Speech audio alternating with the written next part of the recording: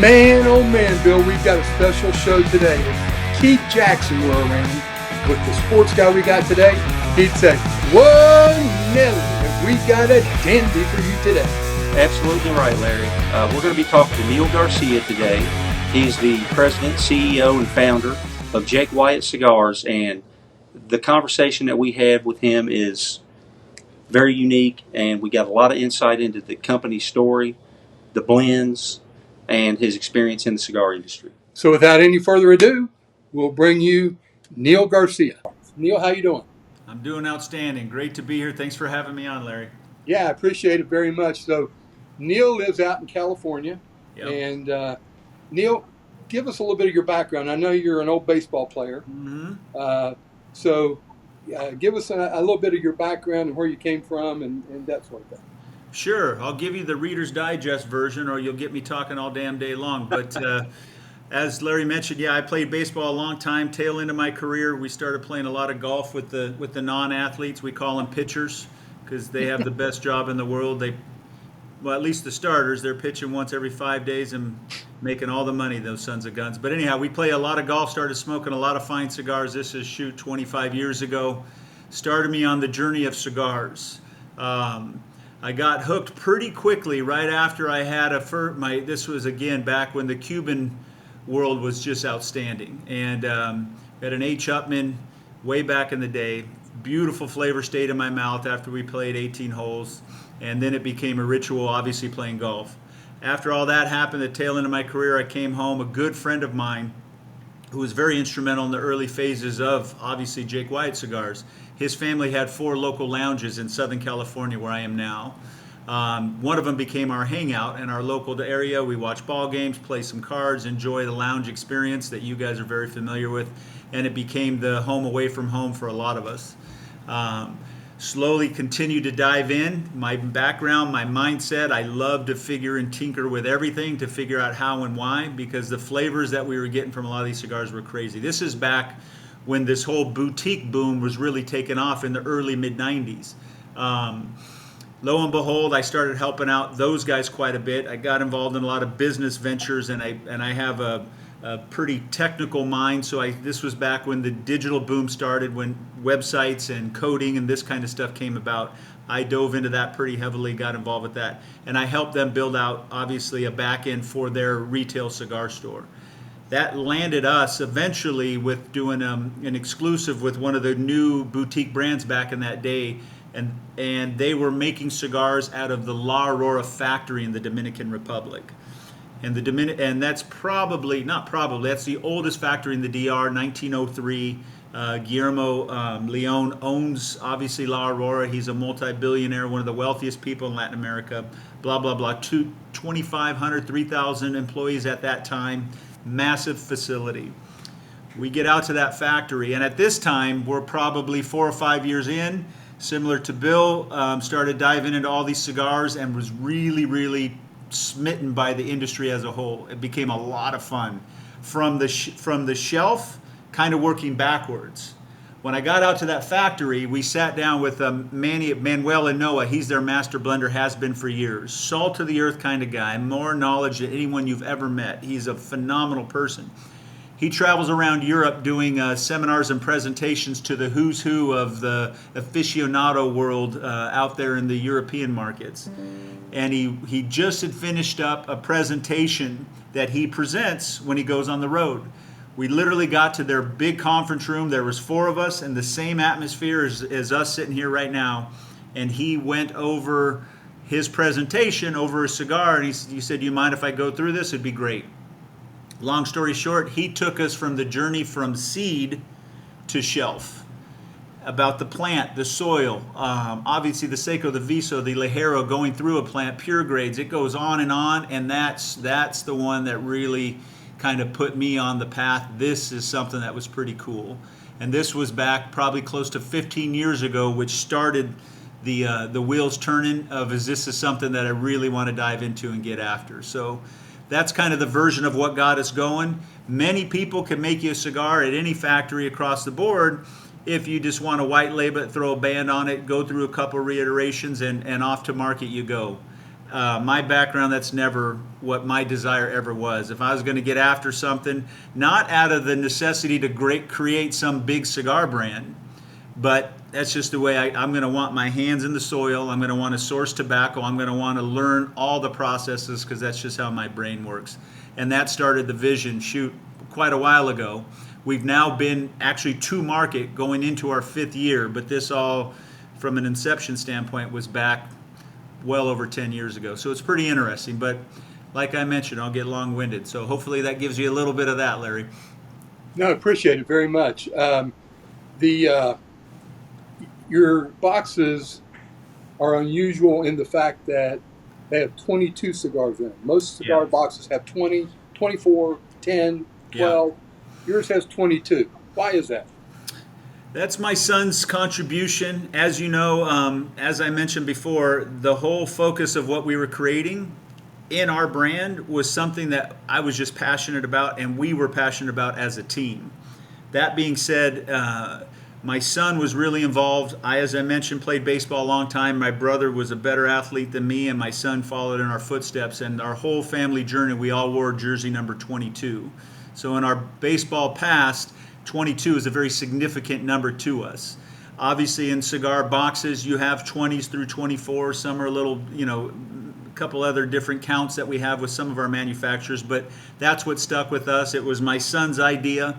It's stuck with us. Obviously, everything we do is very family oriented. We're putting our heart and soul to the creation of what we're doing. So 22 stuck as the jersey number for my family and ultimately my son.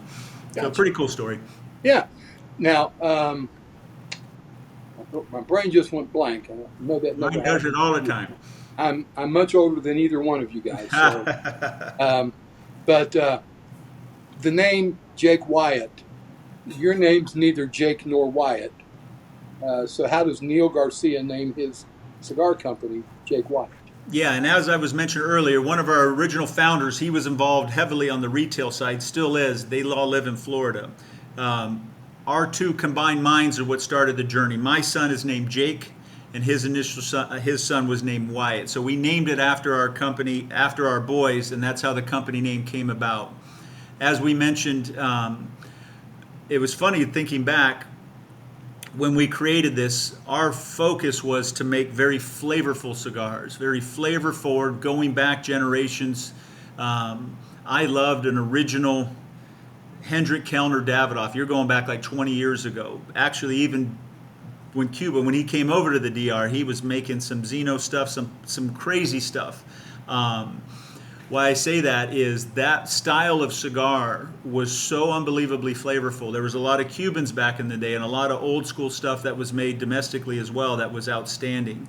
That was our desire, is to make something that we were proud of, that we could get our hands behind, get our whole motivation behind, and grow as a company. Obviously, the boys became a foundation of that. The name, the box count, the intricate aspect of, in our opinion, putting our heart and soul into something somewhat like art, for no other reason than just to make a cigar. After that, I had no idea what it would be like to try to grow and expand a brand throughout the country, let alone internationally. That's a whole nother animal. Our goal out of the gate was just to make a heck of a great cigar, which we did. We took it to market, as we mentioned, the year of COVID. So 19, I think? 18, 19, something like that. 2020. Well, yeah, it started in 2019. Yeah. I think. And that's when we first went to our first PCA show. And again, had no clue what we were getting into or what it would bring about.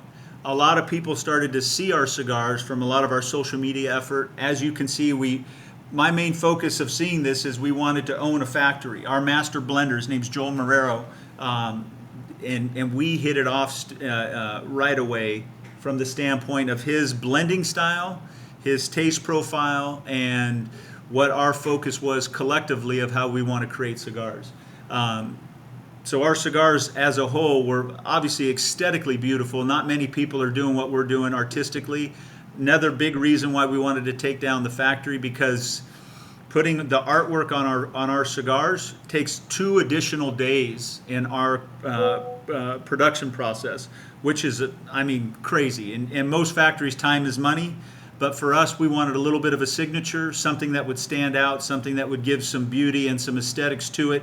Sometimes if you go too much, many times when you have such a beautiful cigar, you almost don't even want to cut it and light it because it's too damn pretty. But from our perspective, that started that process. When we went to our first show, I'll never forget it, a lot of the board members of PCA saw our stuff on social media and became very attracted to our product. They wanted to come over, sample the product. Again, we had no infrastructure. We had no reps. We just made a great cigar, and we're going to see what would go from there. There was it's probably about a year ago, there was a commercial on TV there was 3 kids. They were sitting in a warehouse on like a card table and a laptop, and it looks like they were launching an e-commerce business of sorts. And they flip open the laptop. They're all looking at the screen, and they hit enter or start or something, and all of a sudden they get a ding, and the ding was an order, and they all start high-fiving each other. This is great. Then it goes ding, ding. They're like, outstanding. Then it goes ding, ding, ding, ding, ding, and they're like, holy crap, what are we going to do now? Because the demand was pretty crazy. We had a similar experience for us when we started, which ended up launching us. At that time, our factory was about 3,500 square feet, very small, very boutique, making 400 cigars a day, and we were good.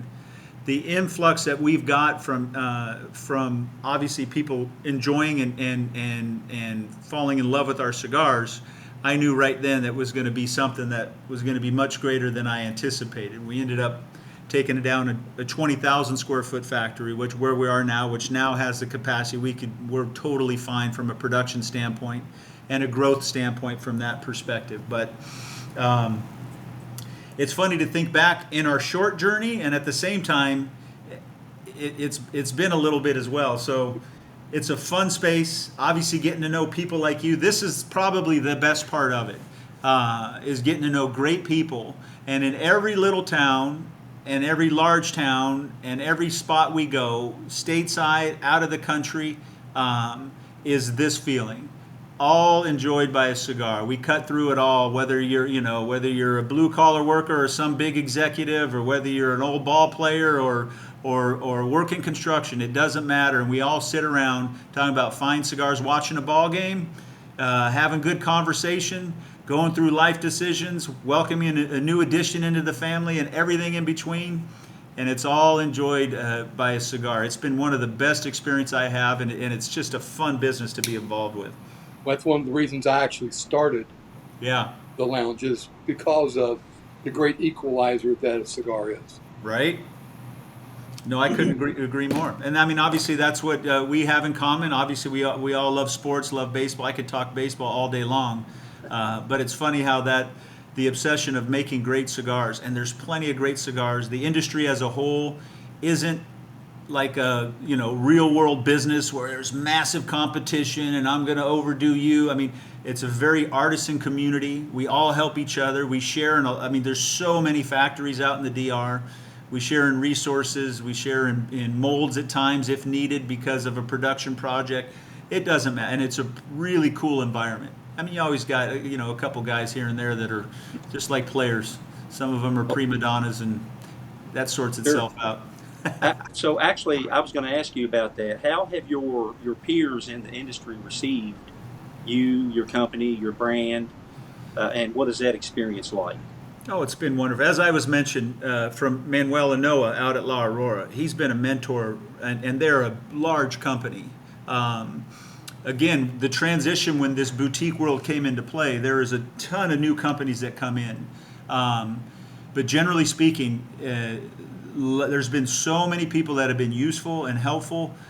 We've always had a vision of somewhat of an upside down triangle, and it kind of goes to my sports background, business model or org chart, if you will, rather than right side up, and I'm at the top because I'm the owner. And no, the industry as a whole doesn't work that way. We're in the service business. That's what we do. We happen to sell cigars, but it's a hospitality service business.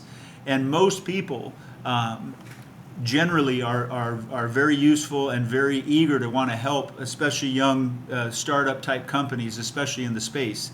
And then it becomes somewhat of a team. And we've done that with many young new brands now that we have kind of our feet wet.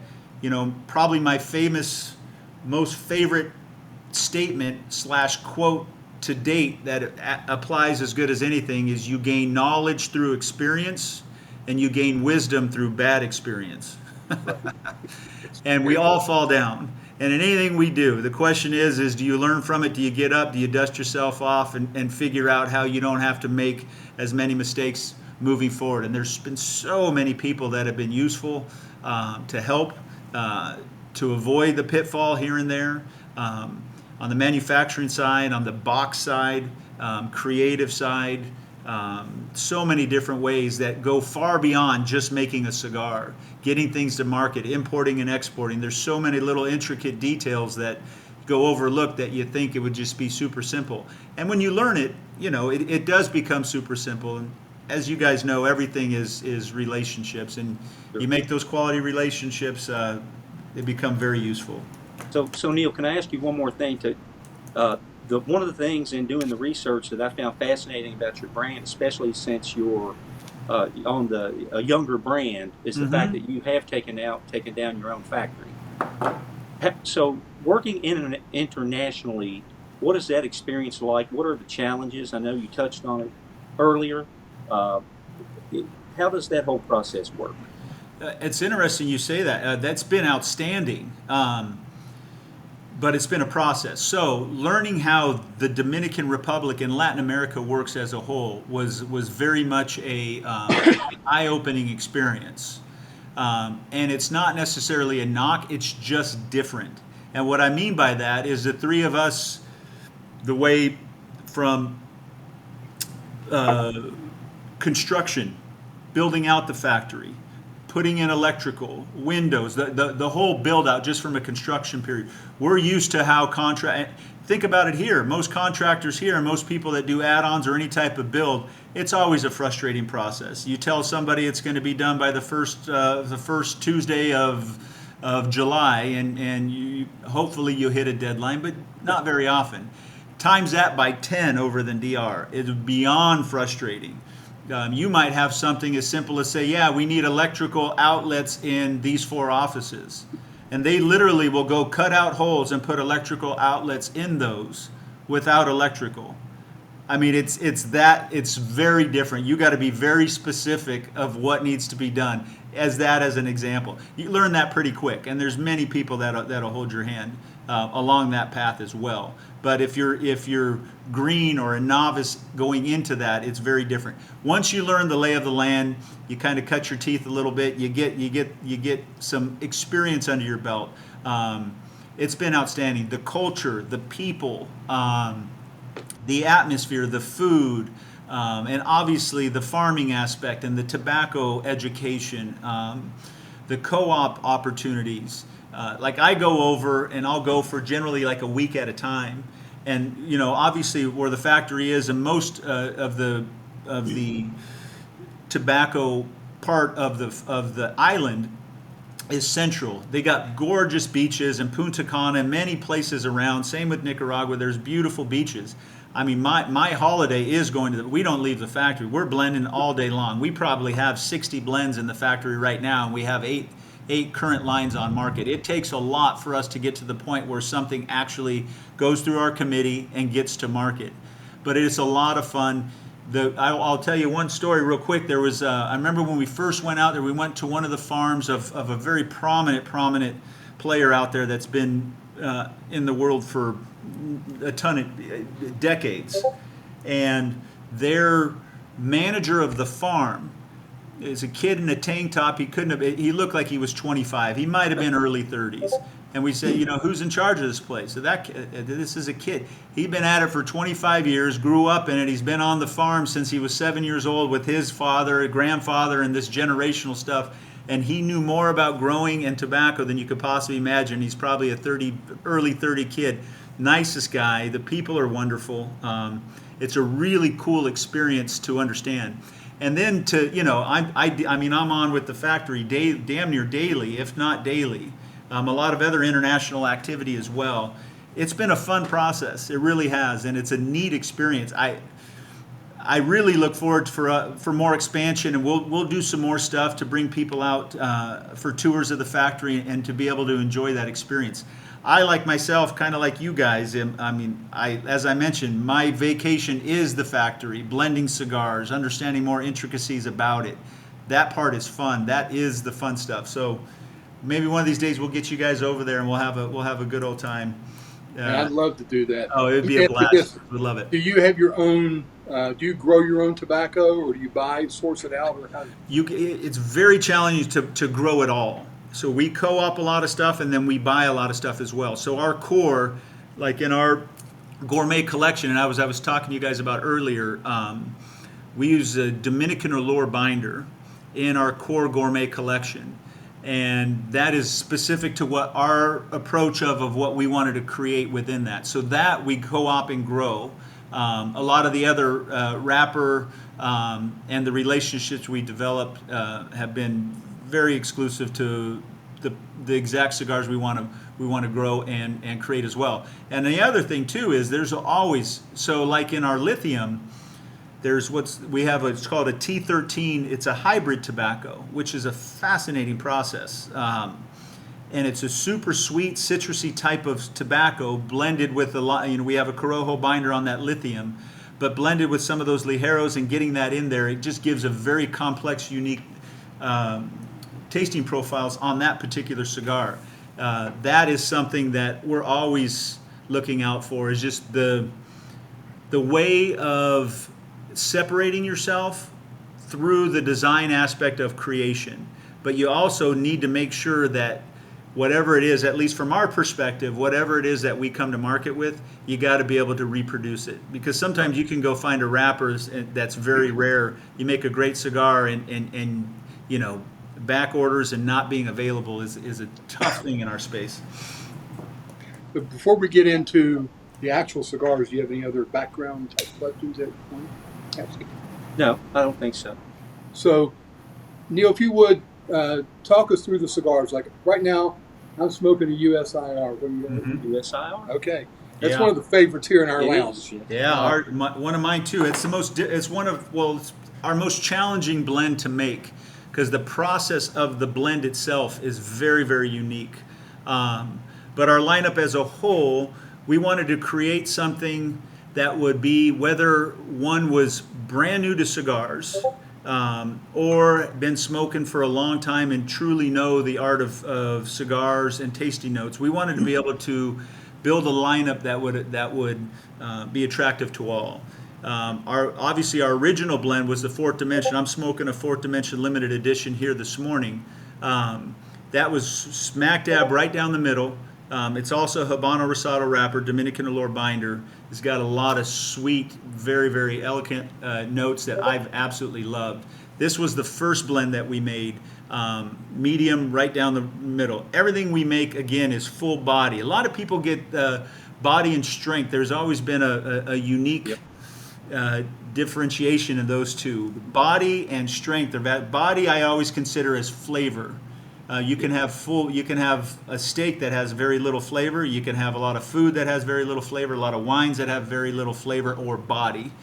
Strength is a whole another deal. Everything that we try to make and blend within our portfolio is generally full body, meaning full flavor. The Fourth Dimension, as I mentioned, was our original blend. This is medium strength, full body. This has become one of our top selling cigars without a doubt. So going on the light side, we have our Appendix, which is our Ecuadorian Connecticut. Yes, sir. And we have our Lucid Interval, which is our Candela. Have you guys had the chance to smoke the Candela yet? Not yet. I gotta get, if you don't have, I gotta get you some, because that's the USIR, the Candela, and the Icarus. Back to what I was talking about, they're so unique. It took us well over a year to work on the Lucid Interval, which is our Candela. Now, the wrapper by itself, it's a young, unfermented wrapper, so it's very green, very young. And by nature, it's going to have a lot of young notes, herbal grassiness to that natural leaf. I mean, back in the 50s, it was the common wrapper. It was the Claro wrapper way back in the day. We loved it. I absolutely adored it from the standpoint of when you find great Candela, that green is so beautiful. And obviously, to contrast that with our San Andreas Maduro accents that we put on it, aesthetically, it was gorgeous. But that don't, I mean, it can look great, but if it tastes like crap, it's not going to be anything at all. So working on that particular blend was a major task for us. So we wanted to do everything we could to extract as much of that herbal grassiness out of the blend and the cigar itself, and get in there that smooth creaminess to it, almost like a sweet matcha. I wish there was a way to articulate it to where it would make much more sense. I think of like when you ate a great fresh popcorn at a movie, not overdone, not super buttery, but it would leave this beautiful coat in your mouth, and it's almost like a cloud. Why I say that, everybody, and this gets into a big part of our naming conventions, which is contempt prior to investigation. Don't knock it till you try it. And that was a quote from Herbert Spencer, which is our San Andreas Maduro. Why I say that, and I am right there with everybody when that comes to play, because I couldn't stand the traditional Candela. It was like smoking hay. It was not enjoyable. A lot of them. There's a few out there that I've enjoyed. That being said, when that cigar came to market, it took us a year to work on that blend. Most people were knocking it before they tried it, which I understand. Give it a try. And then many of them came back. It's now our number 2 top-selling SKU out of our whole lineup. So it's a unique cigar. It's mild to medium in strength, but the flavor on that thing is absolutely wonderful. Ecuadorian Connecticut, very similar, right down the middle. A lot of the social media guys out there did a whole Pepsi challenge with us, our Appendix 2, and the Davidoff Signature 6000. And we held our own quite well, which was a nice compliment, and neat to see that it comes from peers that really enjoyed the cigar. From there, obviously, our Herbert Spencer, which has been our number 1 top-selling SKU. San Andreas has been extremely popular. It's got a lot of that earthy tone and notes to it through the wrapper. You get a lot of flavor through the wrapper, but that's been an outstanding cigar. It's super smooth, little over medium plus maybe, but the flavor in that thing has been outstanding. And then the USIR, which you guys are enjoying. Again, our biggest challenge, that cigar does outstanding for us. The biggest challenge with that cigar is being able to consistently produce it enough to where we don't run out. So we generally will try to produce enough to satisfy everybody. And now we're now, as we've grown and the factory's grown, we're in great shape with that. So now that doesn't have any issues from a production standpoint. But early on, it was much more challenging because it took about 4 of us in the factory to provide the necessary time and effort to cultivate that blend. We get into the Connoisseur collection. The Lithium, as I mentioned, was our first blend in the Connoisseur collection. Again, none of our Connoisseur collection, they all generally will have different binders than the traditional Dominican Olor we used in the Gourmet collection. The Lithium is probably our most complex cigar, medium plus, full flavor. Our signature is we want to make something that's very flavorful. Has a lot of complexity and strength depending on what we were going for in that particular blend. But it's done outstanding for us. Again, extremely complex. A lot of comparisons to that are somewhat of the Partagas D4 comparisons on social media that there's long stories beside that, which I won't get into, but it's pretty funny. And it's done well for us. Our Maverick is our fullest strength, fullest bodied cigar in our portfolio. That comes in a Robusto, a Toro, and a 6x60 box press, which has done great for us as well. But that's more of the, that full body smoker that is looking for something with a little more oomph to it in our portfolio. Again, super smooth, very enjoyable. It's done outstanding for us. And then the latest release, which we released this year, which will actually, our boxes are getting made as we speak, is the Icarus. And the Icarus is, again, a very fun project. We came across this Tennessee Fire Cured tobacco, had no interest to make anything, like the Drew Estate, KFC, nothing along those lines at all. But the tobacco itself is absolutely beautiful. I'd show it pictures for days, and we played with it in so many different capacities, from a wrapper perspective, from a binder perspective, filler perspective. But we came up with that and just putting a little over half a leaf in the filler with the San Andreas Maduro wrapper, and that does have the Dominican Olor binder to keep that smoothness in there, with some Piloto Criollo and some Pennsylvania in that filler. just with a little bit of that Tennessee fire cured, man, that Icarus it's been outstanding for us. Have you guys had a chance to smoke that yet? So I have. Yes, we Have both you? have. Yes. So I have a follow up on that, if I may. Hunter, please. Yes, sir. So the one that I've done quite a bit of research on, I haven't been able to smoke through your whole catalog. But Okay. one thing that I consistently We're getting see, there, though. yeah, we are getting there. One thing I see consistently though is the word creamy. The word creamy comes up, creamy, again and again. Yeah. And I get that also. But what aspect of the of your blends do you think that comes from? Is it the Dominican center parts? Is it the wrapper? It's that's coming from the Allure binder. Okay. And that Allure binder, going back, that was one of, from my mentors, and as I was mentioning, that old school Hendrik Kellner used a lot of Dominican Allure binder in the original Davidoff stuff. Again, what I refuse to do, for the most part, is we don't do any universal blends, meaning it's the same blend, you just throw another wrapper on it and Right. just try to mass produce cigars. Even each size is handcrafted from the perspective of the tasting profiles and the experience of it. So when we first rolled, we're talking about obviously our original blend was the Fourth Dimension. We rolled that in a Toro 6x54. Finally got it right after a long time, and we're a little anal, a little perfectionistic in that way, but it's what we were going after. We finally got it right, probably about 6 or 7 different trips down, bring some cigars back, let them acclimate.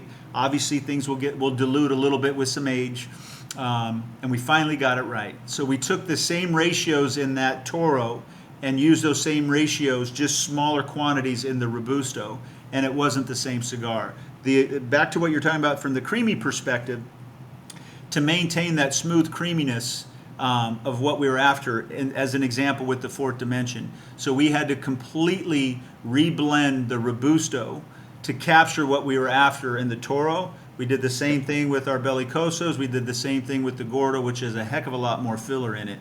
And even to some of the smaller stuff that we've had short runs with the Lanceros and the Coronas as well. But the signature of that has been that Dominican Allure binder. That's what has really been the foundation to maintain that smoothness or creaminess, if you will, Yes, throughout the Gourmet collection in particular. How much quality control was involved in maintaining the appearance of the USIR? It all is, and it's nonstop. What a lot of people don't understand, it is what it is. It's not a big deal in any way, shape, or form. But everything that is made is 100% by hand.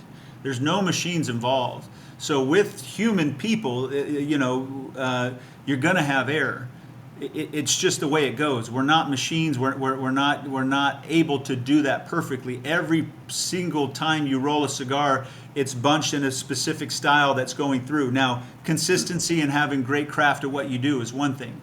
I remember early on, one of our original headaches was we had to get draw masters into the factory to ensure that the draw was perfect every single time with the ratios that were just right. And if it didn't fit that, then obviously it would get kicked out into a reject pile, if you will. That being said, quality control is absolutely essential, and your goal is to limit as much air as possible. It's still going to happen. You got to understand that to some extent because it is a 100% handmade product, but you want to be able to get your staff, your crew, your people understanding that.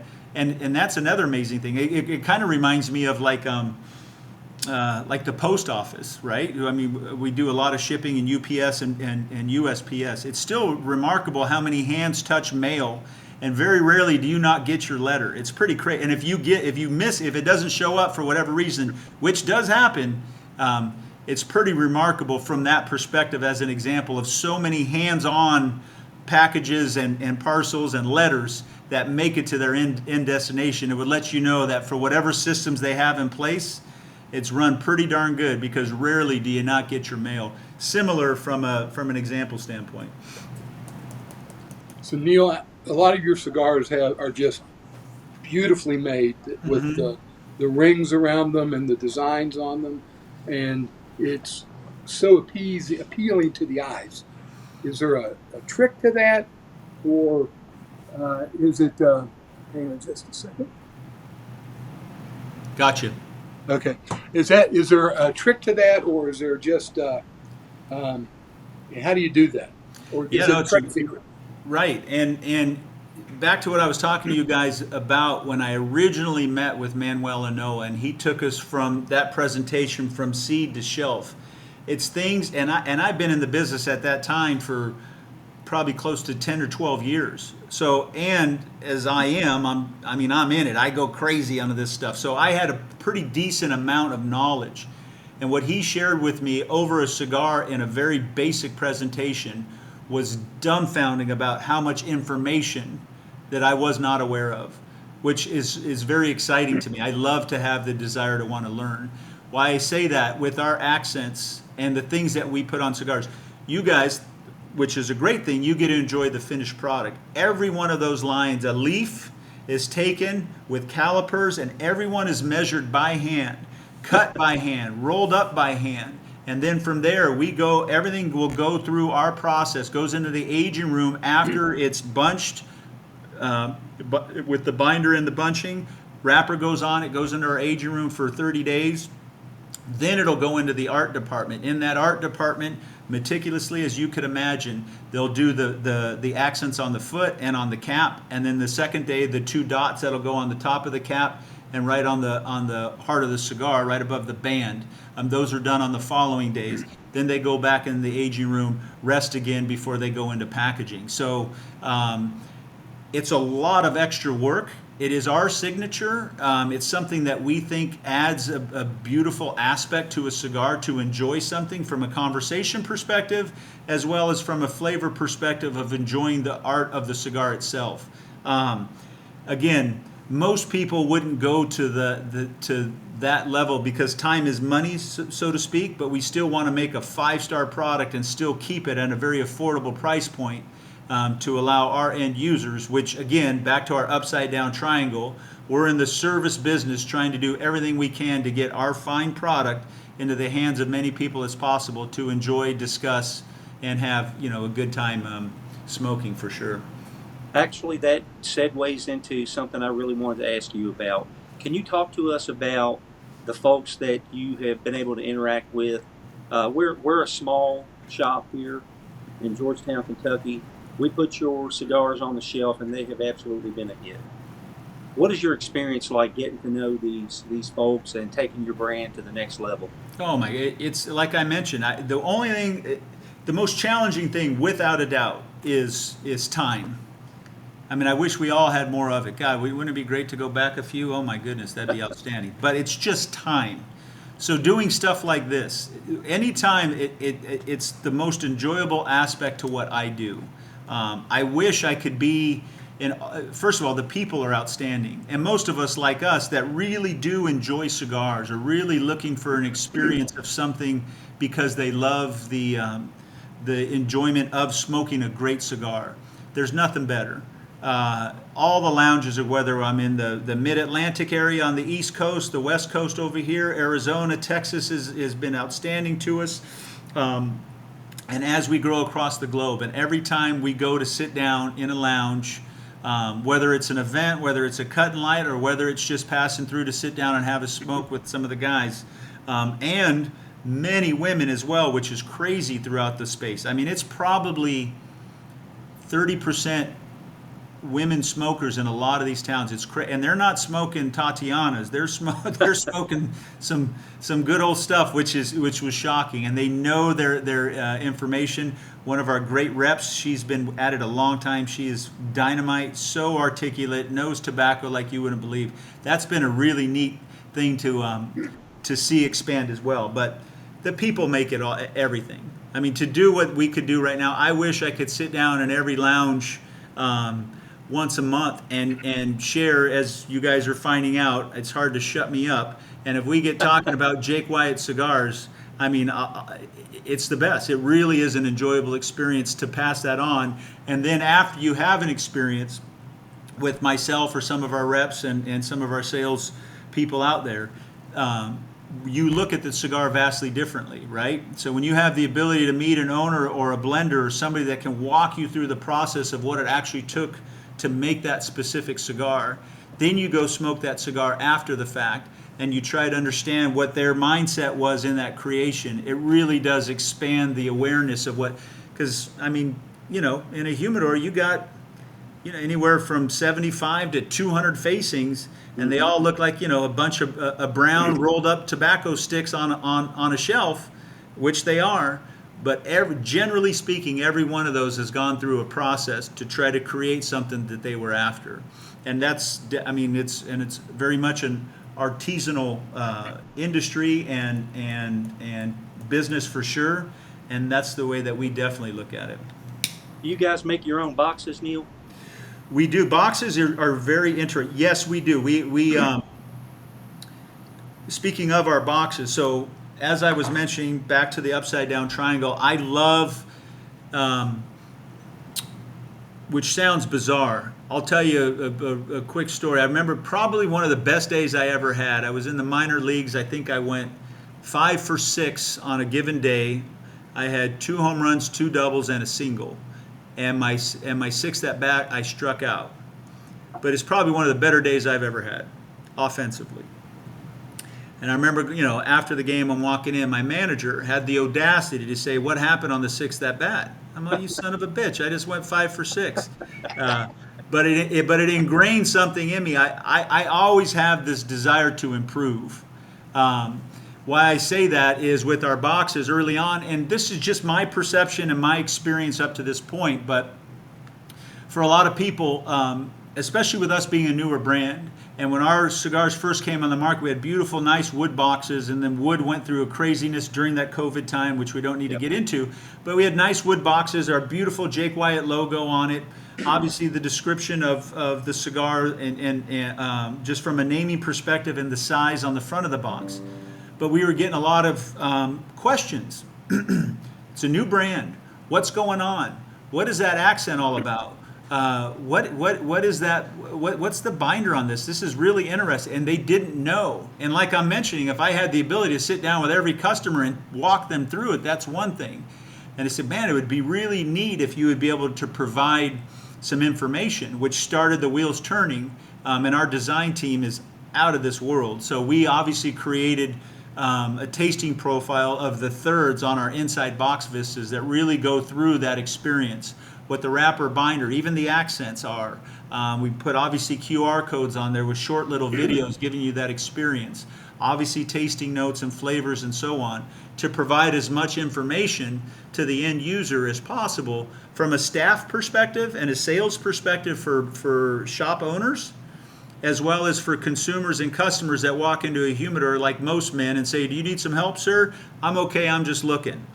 Well, now you have an information sheet on there that's going to allow you to have more information than a lot of these other cigars that have gorgeous boxes and are beautiful cigars. But Exactly. even the three of us, if we walk into a lot of these humidors and we don't know what we're looking at, it's kind of hard to tell if that's a Corojo or a Habano or a Maduro wrapper just by looking at it if there's not information to do that. Right. So back to your question, that started that. And then obviously our factory that makes our boxes for it really helped make that come to life. And I get a lot of comments about the information that's on the boxes, and people really appreciate that.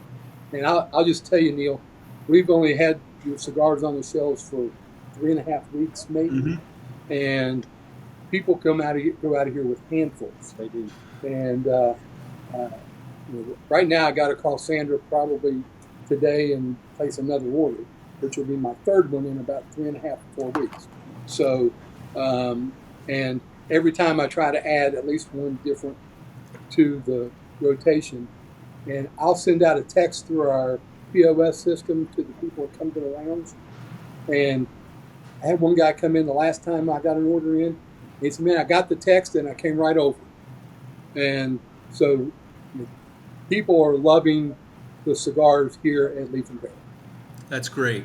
No, that's great. And as you mentioned that, first of all, it's music to our ears. We just had a great one of our newer shops. We just landed out in the New Jersey area, and just sent over beautiful text, which is always nice. And it's just nice to know that the fruit of your labor goes appreciated, if you will. And they were talking about a couple of guys were regular high-end Padron smokers, and they had the ability to enjoy the our Herbert Spencer. And he shared with me in confidence, and I don't need to say names or anything, but this is one of the best cigars I've ever had. The flavor of this thing is outstanding, and it does warm me up from the standpoint that you see the fruition of your work come full circle, and it's pretty neat to see, and it encourages us to keep going. That being said, as you mentioned from Sandra, I'm got all kinds of crazy, you guys would understand the old Maxwell House percolator, bop, bop, bop, bop, bop. I got so many damn balls going on in my head all the time, and ideas and creations and stuff that's always going on.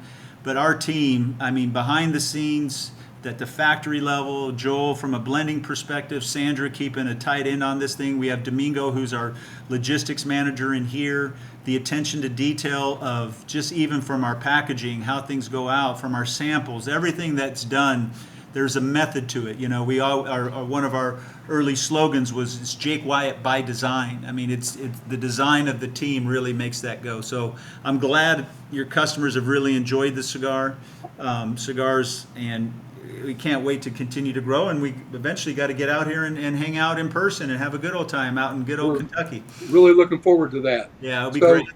As we're winding down here, is there anything else that you'd like to say about your cigars to the people, the tens of tens that will probably be watching this podcast?